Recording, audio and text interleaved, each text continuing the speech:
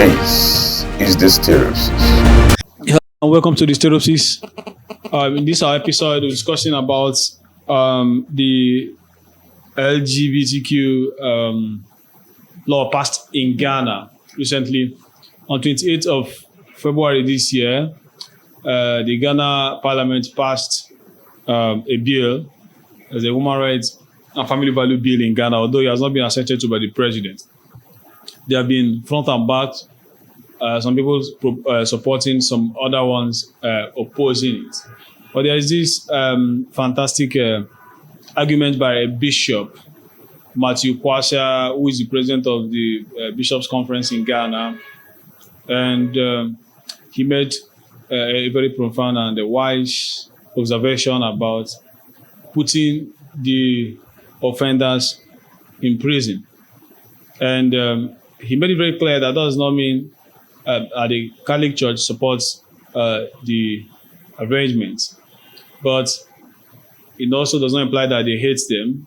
The rights, all the rights as a human being must be accorded to them adequately, but the arrangements of having to marry same-sex or otherwise, they are not in line with the principle of the Bible, as they said, that the opposition to it is in line with the Bible, but the Bible is the foundation for the opposition, which states that in the creation story that a man and a woman was created, not a man or a woman.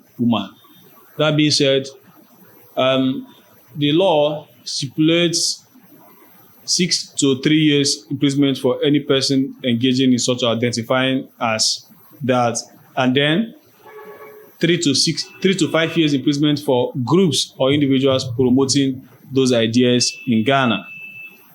And so the bishop's own observation is, if somebody is involved in this kind of act and you take him to prison, and he questioned and he argued passionately that the Ghanaian prisons are overcrowded, and then since these individuals actually are of same-sex orientation, and then you take them to the prison of same sex, so when these guys get into the prison, you are actually creating a more room for them to perfect their acts, and then also spreading the ideology inside the prison. And that's what he's trying to say, and it makes a lot of sense. And he said he's not against, if the country decides to go forward with the arrangements and the president signing, he's not against putting them in prison. But the current arrangements, the current form of prison that exists in Ghana can't accommodate that. If actually the government wants a corrective measure, putting them in prison for them to stop it, if actually that is their objective, then setting them inside prison with the same current condition won't solve the problem. And the bishop is very right. If you send them into prison, it's just for them to go continue with the act, and when they come back, they will even be more dangerous to the society, or with the idea you are trying to stop them from propagating or aligning with. And then I think it's a no-brainer. It's very logical from what Bishop is saying, and it makes a lot of sense. But a lot of African countries who are towing this path must also think clearly. I think Bishop has come up with a very clear argument, and that's what the parliament must look at, or the president must look at. The bill has to accommodate such things, or maybe they have to build new facilities for those kind of offenders. I don't know. But the bishop has a point and has an argument, a very logical point to that.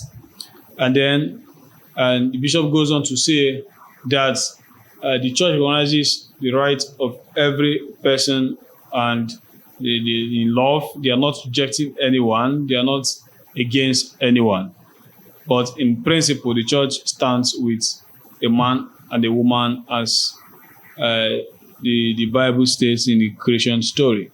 There are a set of people in Ghana who are opposed to this for different reasons. For example, the finance minister is asking the Ghanaian President Akufo not to assent to the bill because the World Bank will likely withhold about 3.8 or thereabouts billion, which Ghana will be losing in 3 to 5 years if they are sent to that bail.